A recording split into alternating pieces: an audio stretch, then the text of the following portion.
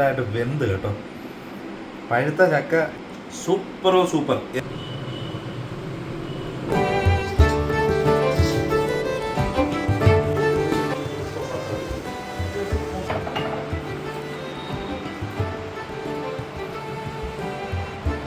Guys, എല്ലാവർക്കും നമസ്കാരം. ഞാൻ ഷിബു കലാർ. നമ്മുടെ ഇന്നത്തെ സ്പെഷ്യൽ എന്താണെന്ന് പറഞ്ഞു കഴിഞ്ഞാൽ ചക്ക കൊണ്ട് പല വിഭവങ്ങളും ഞാനിപ്പോൾ ഉണ്ടാക്കി കഴിഞ്ഞു. ഇപ്പോഴത്തെ എൻ്റെ വിഭവം എന്താണെന്ന് പറഞ്ഞു കഴിഞ്ഞാൽ ചക്കപ്പുട്ട്. ചക്കപ്പുട്ട് എങ്ങനെയാണ് ഉണ്ടാക്കുന്നത് നമുക്ക് നോക്കാം. ആദ്യമായിട്ട് നമുക്ക് ആവശ്യമുള്ളത് ചക്കയാണ്. ചക്ക ഞാനിപ്പം ഈ കഴിഞ്ഞ ദിവസം ഒരു കുമ്പിള് അപ്പം ഉണ്ടാക്കിയായിരുന്നു, കറുകയില കൊണ്ട് കുമ്പിളപ്പം ഉണ്ടാക്കിയായിരുന്നു. അപ്പം അതിനുവേണ്ടി നമ്മൾ ഇട്ടുകൊണ്ട് വന്ന ചക്ക, അതിൻ്റെ പകുതി ചക്ക ഞാനന്ന് എടുത്ത് വെച്ചായിരുന്നു. അപ്പോൾ ആ ചക്ക ഉപയോഗിച്ചിട്ടാണ് ഞാൻ ഇപ്പോൾ ചക്കപ്പുട്ട് ഉണ്ടാക്കാൻ പോകുന്നത്. അപ്പോൾ നമുക്ക് അതെങ്ങനെയാണ് അതിൻ്റെ പരിപാടി എന്ന് നമുക്കൊന്ന് നോക്കാം.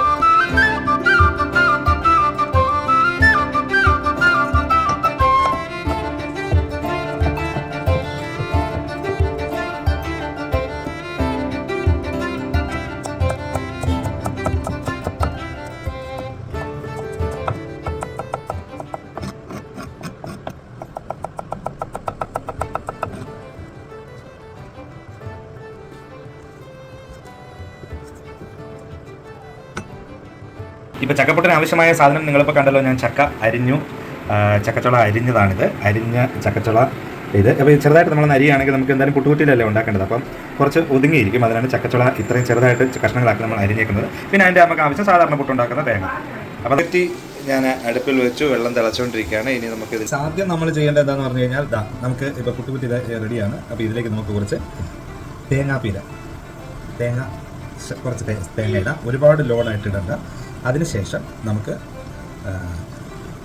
ചക്കച്ചുള കുറച്ചിടാം. അരിഞ്ഞ ചക്കച്ചുള നമ്മളിതിലേക്ക് ആഡ് ചെയ്യുന്നു. ഇതിന് ശേഷമാണ് നമ്മളിവിടെ തയ്യാറാക്കി വെച്ചിരിക്കുന്ന മാവ്. ഇതുണ്ട്. ഇത് ആക്ച്വലി റവ കൊണ്ടുള്ള പുട്ടാണ്, റവ പുട്ടാണിത്. അപ്പോൾ ഒരുപാട് പ്രസ് ചെയ്ത് ചെയ്യാൻ പാടില്ല. അതിനുശേഷം കുറച്ച് തേങ്ങ ഇടുക, കുറച്ച് ഇതിടുക. അടുത്തത് മാവ് ആഡ് ചെയ്യുക.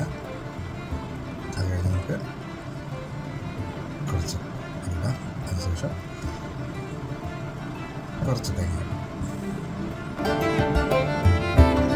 അധികം ലോഡ് നമ്മൾ അടച്ചു.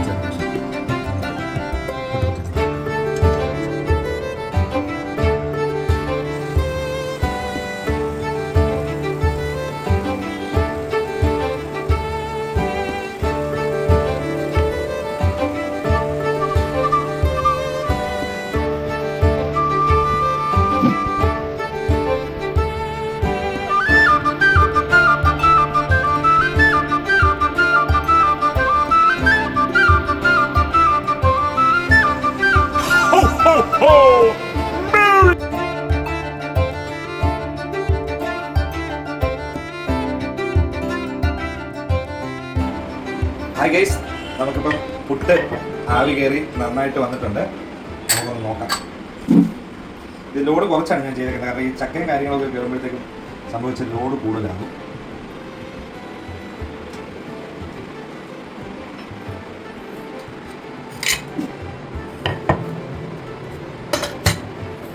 നന്നായിട്ട് വെന്തിട്ടുണ്ട്. ഇതുണ്ടോ, ചക്ക വെന്തിട്ട് ഇതിനകത്ത് നല്ല ഇതുണ്ട്, നല്ല നനവോട് കൂടി. ഇതൊന്നും ഒന്ന് ടൈറ്റ് ആകുമ്പോഴത്തേക്കും നമുക്ക് കഴിക്കാം.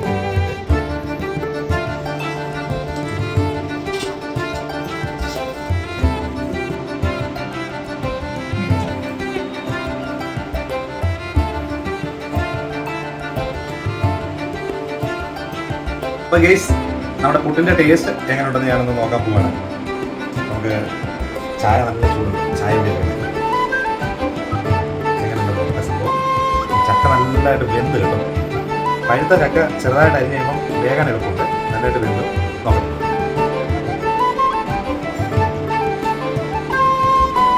സൂപ്പർ. എന്താ കാരണം എന്ന് പറഞ്ഞാൽ ചക്ക എന്നെ വായിലേക്ക് പോകുമ്പോൾ അങ്ങ് അരിഞ്ഞു പോകും. അതിന് നമ്മളെ കടിക്കേണ്ട ആവശ്യം വരുന്നില്ല, കാരണം നന്നായിട്ട് വെന്തു. അതാണ് അതിൻ്റെ ഈ തേങ്ങയും ചക്കപ്പഴവും ഈ റവപ്പുട്ടും കൂടെ ഉള്ള ടേസ്റ്റ് പറഞ്ഞറിയിക്കാൻ പറ്റാത്ത ടേസ്റ്റാണ്.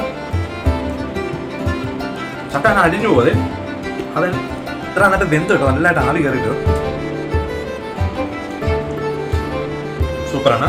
അപ്പോൾ എല്ലാവരും ഇതൊന്ന് ട്രൈ ചെയ്യണം. നന്ദി, നമസ്കാരം. നോർത്ത് ഇന്ത്യൻ മീൽസ് കഴിക്കാൻ വേണ്ടി ഞാൻ വന്നേക്കാണ്. അപ്പം ഇതെങ്ങനെയുണ്ട് നോക്കാം. ഇത് സൂപ്പാണ്. ഇതിലൊരു ബ്രെഡ് എന്നുള്ള കുറേ സാധനങ്ങളൊക്കെ കുഴപ്പമില്ല, നല്ല കൊള്ളാം. നോർത്ത് ഇന്ത്യൻ സ്ഥാലി കഴിക്കാൻ പോകുന്നത് അങ്ങനെയുണ്ടോ നോക്കാം. നല്ല സൂപ്പറാണ്.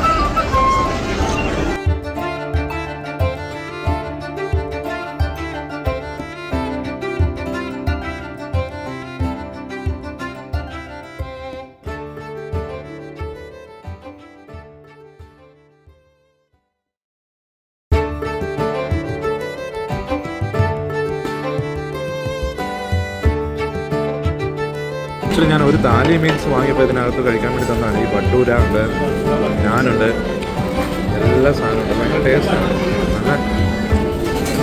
നല്ല രുചിയുണ്ട്.